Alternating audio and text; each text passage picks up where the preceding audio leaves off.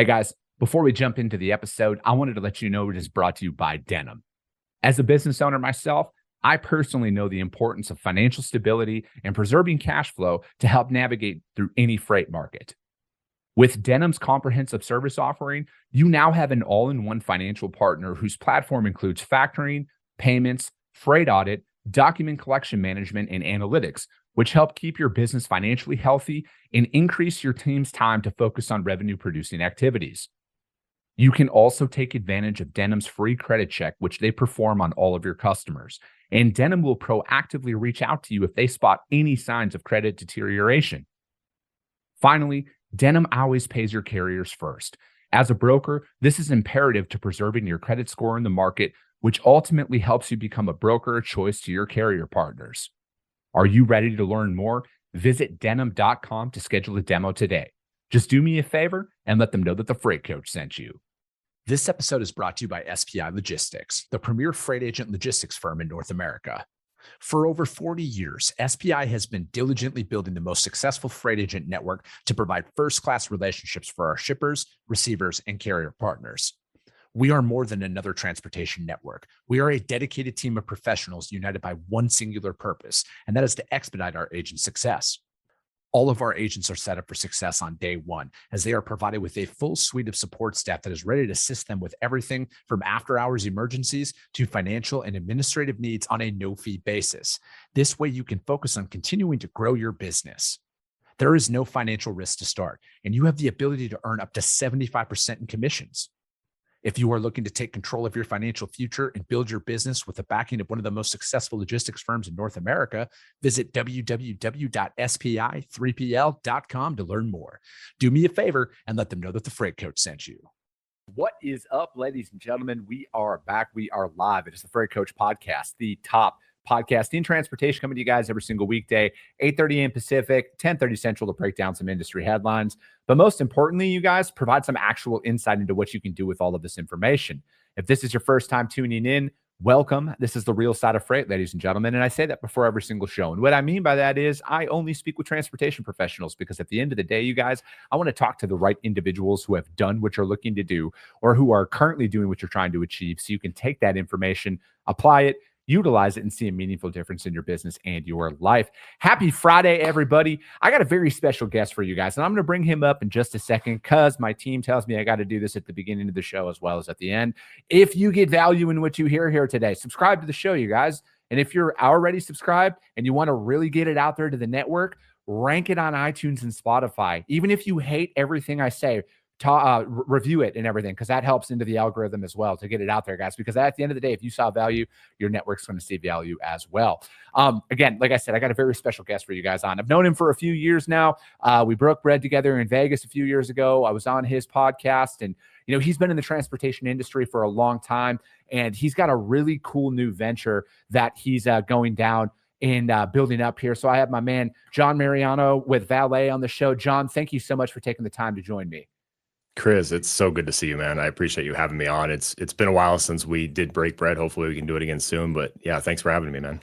Dude, absolutely. Next time I'm in Vegas, I'll hit you up. I just like most people, man, like when you go to Vegas, I mean, I haven't even been to Vegas, I think, since you and I were together last there.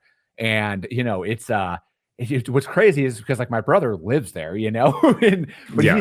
he's never around. Him and my sister-in-law, they go camping every single weekend. They're up in Utah all the time. So, well, that can be a good thing depending on what part of Vegas you're in. If you're here all the time on the Strip, it can be a little bit hectic. The only time I go to the Strip is when, folks like yourself come to town, and I'll go down and visit you guys. But other than that, man, I stay away from the Strip as much as I can. No offense to the Strip, but it's just what it is. Dude, everybody I know who lives in Vegas, including my family, are like, dude, nobody goes to the Strip. And that's what's crazy though, man, is it's like, I mean, but I get it, living in Reno for as long as I did, John. You don't go to like the casinos unless people from like out of town are in town and you like go and hang out with them down there. And dude, I'm right there with you, man. And I'm like, Vegas is cool on the outskirts of Vegas. Like, but if like if you're downtown near the strip and stuff like that, on the strip is cool, but just a couple of blocks off the strip, not so much, man. Like, I want to avoid that at all costs. Yeah, for sure. Vegas is a town that you don't read the news in, or at least I don't, right? You read the news like you'd be out of here in 3 seconds. But Yeah. it's it's a great town. I love the suburbs of Vegas. It's really, has kind of that Utah vibe without the greenery, unless it's man-made, of course. But yeah, it's a great town, man. I love it. Dude, so actually, hold on. I'm booking a load, you guys, ladies and gentlemen, because your boy here actually. Well, all right. I love this about you, Chris, though, because we were just talking before we started that you're on episode 1219, you said, which huge shout out to you. That's not easy. And you're booking loads at the same time. So, I mean, come on, man. That's, that deserves a round of applause. That's awesome. I appreciate it, man. And dude, but it is like, I just want to show people like the reality of what it takes to build something, because social media just put, it puts such a false sense of what actual entrepreneurship entails, and bootstrapping it from nothing and starting from nothing is nowhere near as easy as some people like to make it out. And this is why it's like, from my seat, man, I just want to show people the reality of it, because at one point, John, in 5 years, 10 years from now, when my business is way more established and we have all of that stuff, people are going to remember it. And then mainly, I want to remember it too, man, because there's a lot of stuff throughout this journey that I want to have documented and to continue to document, so we can, like, I can look back on it, because just like with anything, man, like the older you get in life, you tend to forget stuff. And then you forget how memorable some of those things were until something pops up and you're like, damn, you remember that one time when we didn't know if we were going to make it? And then like a week later, we had the biggest win of our entire career. And now it's like, that's all documented in this.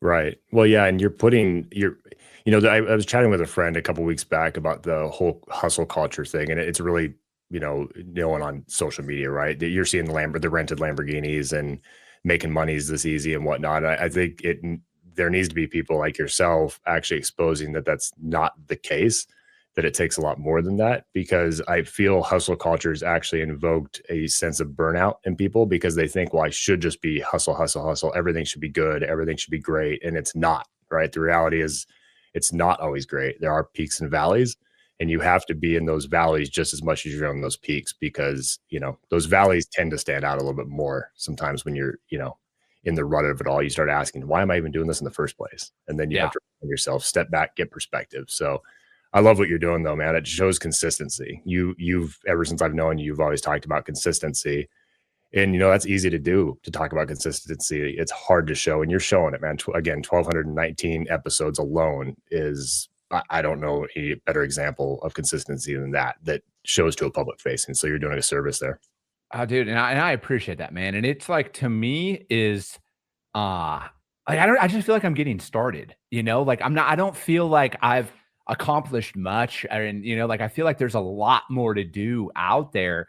And like, speaking of hustle culture, like there's fake hustle culture and actual hustle culture, because some of the hardest working people I know out there, they're not talking about how they're working 24/7, 365, because anybody with half a brain knows that that is not sustainable at all. But they are working every single day, most days, sun up till sundown. They are putting in the reps, but they also know how to separate that stuff, because it's like, as much as, and and again, this is gonna be a good segue into what you guys are building here now as well, is like, you need an off switch at some point. And that off switch, when you're in the building stages of a business, might come where you get your daily couple hours going to the gym in the morning, and that peace and quiet, that might be all you need to reset in that moment. But you're going to hit that point where you build and scale your operation, where, you might not have the money yet to hire somebody that needs a 6-figure salary or a VP or something. You might not have those resources, contrary again to what you see on the internet. It's very expensive to build something. And then on top of it, you need the cash, because I could sit here and want and hope and dream all day long, but that doesn't put more money in my bank account to invest strategically inside of my operation. But the beautiful part about where we are today, there are resources now at your disposal that were not there a couple of years ago. And some of the most talented people out there that you can hire don't need to be within 15 minutes or 20 minutes of your office anymore. You have a literal global footprint that you can go and take advantage of. So, kind of to segue in, man, what are you guys building at Valet? What is Valet and how are we running with that? Yeah. So, I mean, just a quick intro, Chris, I'm a logistics guy at heart. I've been in logistics for most of my life. I've had my CDL since I was 21. Like the day I turned 21, actually, I got my CDL. 40 now. Which is crazy to even say. But, basically, long story short, I tell people I completely burnt out.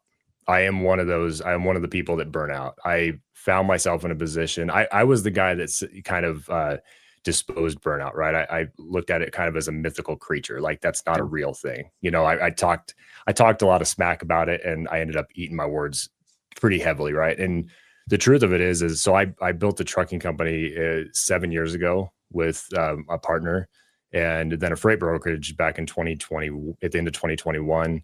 And the absolute truth of the matter is if it wouldn't have been for my partners, those companies would have sank because I hit a wall and it was so fast and so hard that it shook me. And it took about a year after that of just trying to find myself and being like, wow, what happened? That wall hit me hard enough that I was like, I lost myself. Right. Yeah. And then for like last year, I've actually started working on this idea with Valet, and I'm actually working out with our mutual friend Cam. And it really came from the idea of, well, how are people doing it? How are people scaling teams effectively and actually making this happen? Because we know it happens. We know people can scale. We see it every day. But how are they doing it? And where did I go wrong? And there was a lot of areas I went wrong, but Valet essentially, in short, is operations as a service. It's something that I found value in at my previous trucking company and freight brokerage. My wife, been married for almost 15 years now. She's from the Philippines, and I love the Philippine culture. I love the Philippine people. I love everything about the Philippines. And so we decided to try and hire some people from there to help us expand and scale our team. This started, now about 5 years ago when we started doing that. And I just went all in like I do most things. And my partner and I agreed, let's try it. Let's do this. And so Valet, essentially, we're building a tool for companies and founders to be able to scale. And I'm building something that I always dreamed I had when I was doing what I was doing. Yeah. It's how can we help people work smarter and faster, lightweight, and just do it the right way. No, and that, I was just talking about this on the show yesterday with my guest, Kyle Lintner. He's been on the show a few times. And the hardest part in business, if I'm looking at it is when you develop a system and you don't know if it's going to work for like 90 days or 120 days, and you might not have the capital to sustain if you're wrong in that regard. You know what I mean? And from my perspective, it's one of the hardest things to really go through, because again, you might know the business, right? Like you've had your CDL for, since you were 21. John, you've been in the industry just as long as I've been in the industry. And no matter what, you don't know if you're going to have it work, right? Like I could sit here and say all the fucking positive affirmations and do all the work every single day. But the harsh reality is, and this is why most people don't make it past a couple of no's in certain business development and stuff like that, is because they don't actually know. You don't actually know if it's going to make it. I work like hell, just like you work really hard. Cam, Sonny, all these guys who tune into the show every single day, they work their asses off every single day. But when we go home at night, do we actually know if it's going to make it or not? I don't know. We all hope the best and we work to make it work, but we don't. And that's just the reality of what most people don't want to talk about. But with that being said, there are so many tools at your disposal now by people who have built systems and processes and everything out there that you can lean on in the moment. And, Christian from my team, he's from the Philippines. He's one of the hardest working people I've ever met. Like the dude is nonstop. Even when he's not on the clock, he's responding to me. If I hit him up about certain things, he doesn't have to, but he is so meticulous and he has a lot. And from my perspective, he's brought a different level to my content game, because he's just built a system around some of this stuff. And again, I'm married up. I am not an individual where I'm like an ops into like person. Like I talk a lot of shit and that's my strength, right? Like I'm out there, I'm a sales, I thrive in sales. I thrive in identifying problems and identifying systems, but the implementation of the system itself is not my strong suit at all. And I'm very fortunate to have somebody like Christian on my team, and then my business partner, Angelo, in the brokerage. That's his strength. He is a former mechanical engineer. Like he loves to write processes. He loves Excel spreadsheets. And again, it's that balance that comes along with it. But again, you need people that might have a different background than you do to get into your daily life. And you can, and you can invest in that now where, if you don't have the money to bring, to hire somebody here in the States for a job that's $150,000 a year or something like that, you get C-level talent out there in the real world now. And I say the real world, I mean the global economy. Right. Yeah, no, you're exactly right. And that's why, really speaking with founders and then realizing my past experiences and our experiences as a whole together today, we really wanted to develop something that wasn't just, here, Chris, here's an employee for you to learn to delegate with. Yeah. When I first brought on a team out of the Philippines, for whatever reason, I decided it was a good idea to bring in 5 immediately.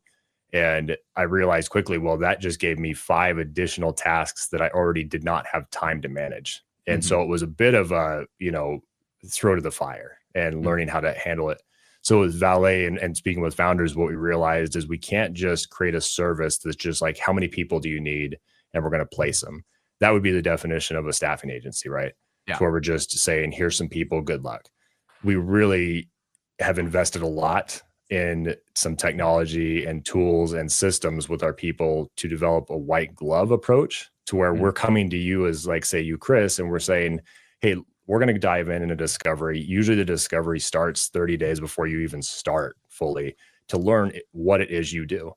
The cool thing about business, that I've noticed is if you're in a trucking business, an insurance business, a freight brokerage, a podcast, business at the core level is generally very similar. There's things that have to get done. There's shallow tasks or shallow work that, as Cal Newport from Deep Work talks about, that have to get done. The people that we have in the Philippines, Chris, and you've seen this with Christian, by the way, shout out to Christian. That's my son's name. Love it. Wow. But there's that deep work that has to get done. And these people are exceptional at it. I mean, beyond, comprehension of what we think is possible. And usually it's like what happened to you, Chris. You bring somebody in and there's 2 things that happen.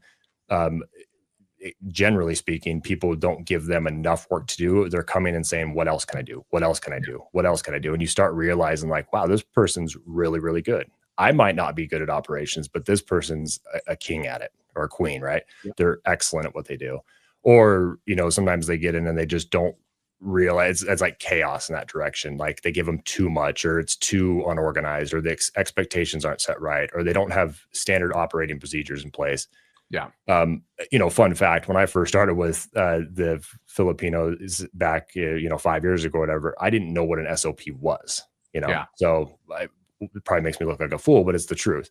I learned that afterwards. My Philippine team actually taught me creating those. And what I'm finding now, and the reason I speak so clearly about, and I'm open about the fact that I burnt out, Chris, is the more founders and the more creators and high level operators and people that strive for more I speak to, the more I realize this is the rule for founders. This isn't the exception. There's a reason why 97% of businesses fail and flame out.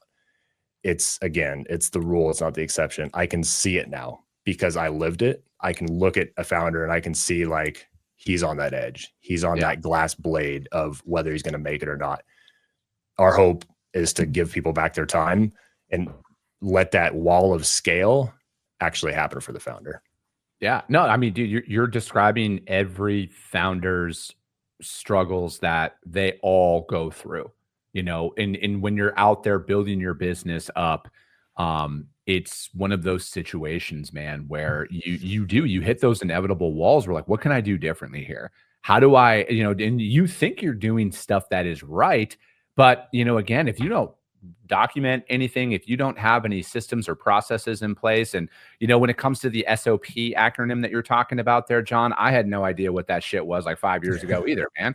Like, there's a lot of fucking acronyms that are thrown out all over social media that hell, man, most of the stuff that I see online, I have to Google it. I'm like, what are these guys talking about?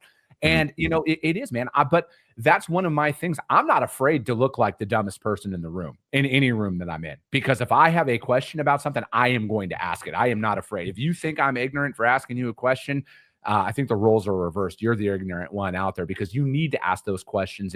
But again, like, you're talking about buying back your time. There's a really good book out there by Dan Martell about buying back your time and building a system and a team around that stuff.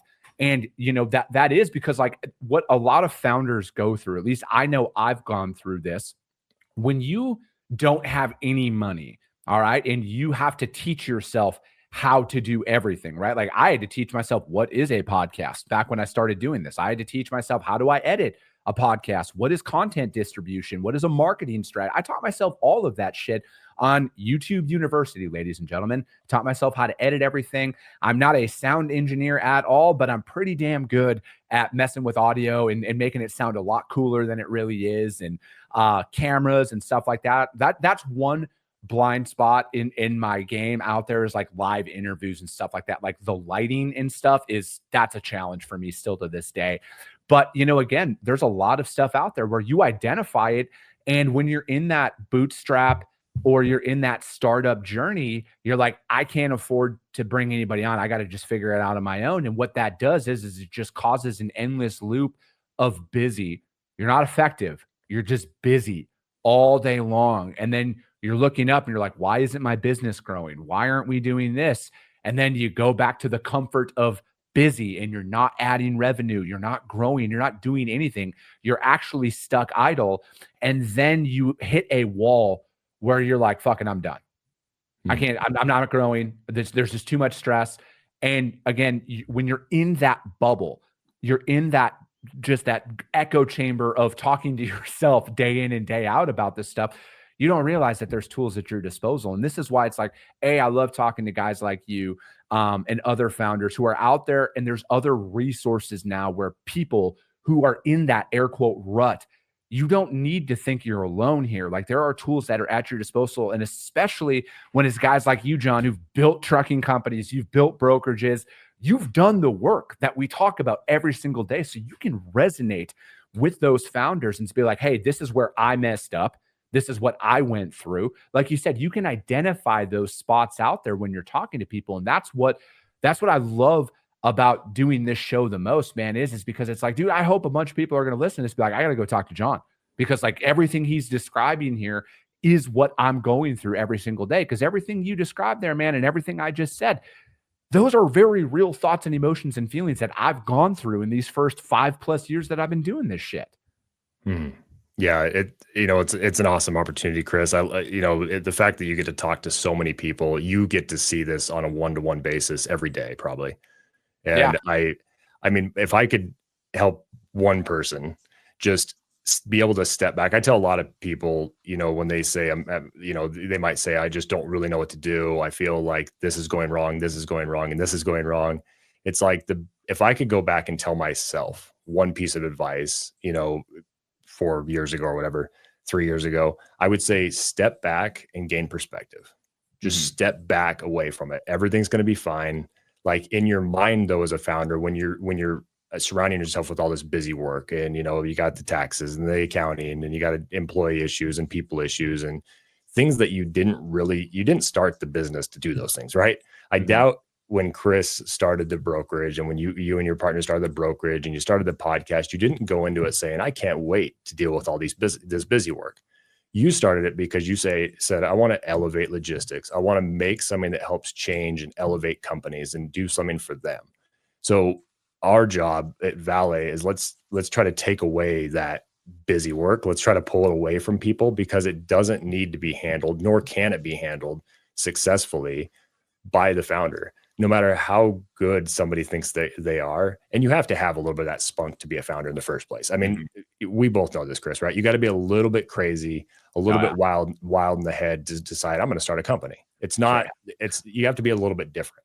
So, if we can help people just step back, gain perspective, and get over that glass wall of scaling, and realize they don't have to do everything on their own, I feel like it's a win, because there's so many great ideas. There's so many amazing, awesome, inspiring businesses.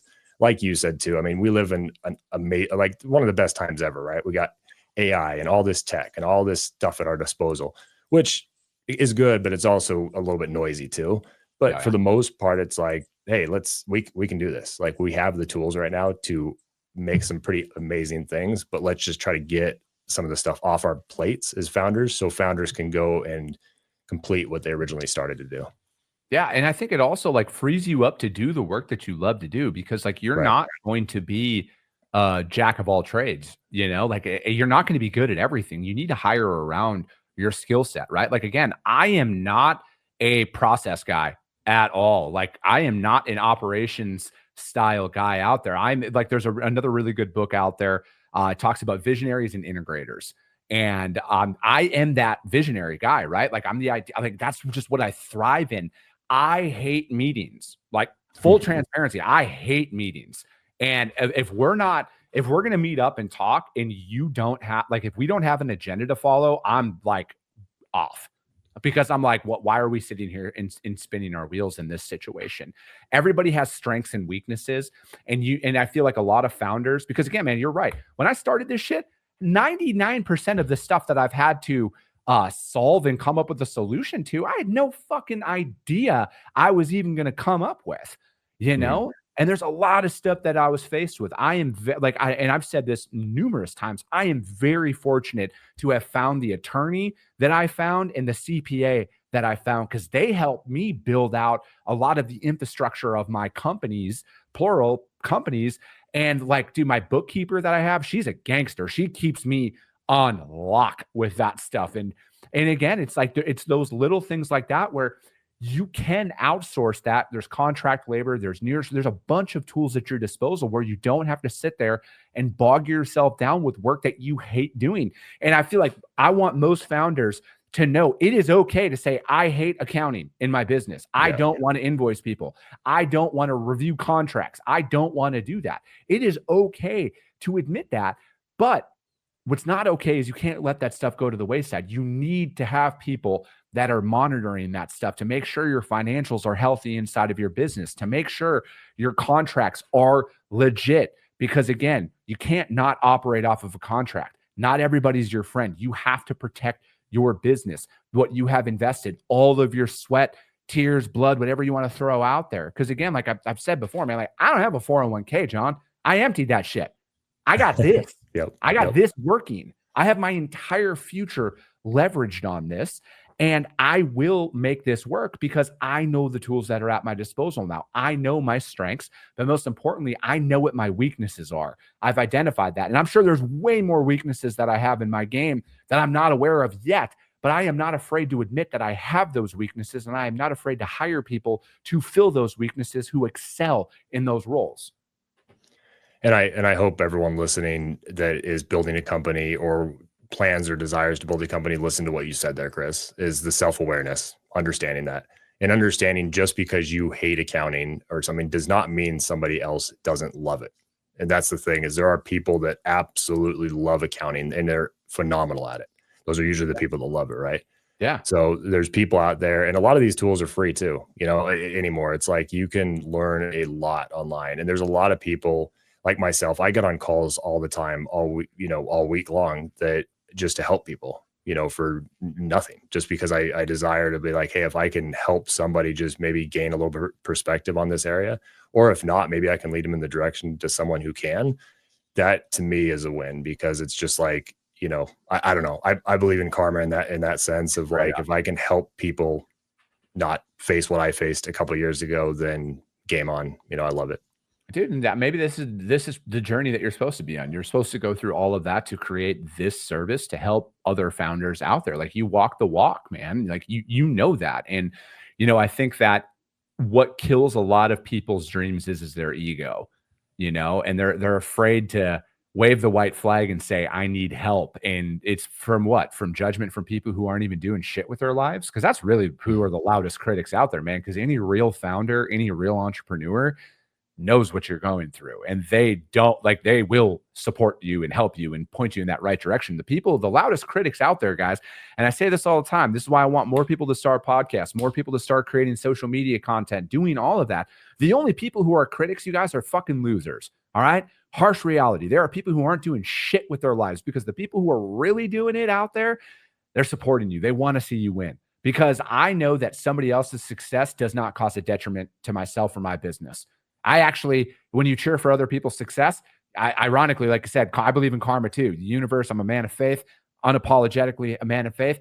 You get rewarded for that stuff. When you help others and you put that out there and you help elevate others around you, that is what brings in a benefit to your business. And you are no less of an entrepreneur or a founder to wave that white flag and be like, I need help. I am lost. I am against a brick wall. Money's running out. Because again, most small businesses are 30 days from going out of business every single month. And you need to find that solution out there. That's what you signed up for when you decided to go out there and start your own company.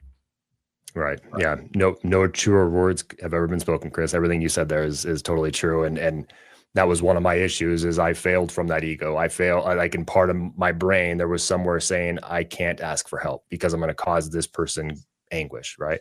That is so not true. People want to help you.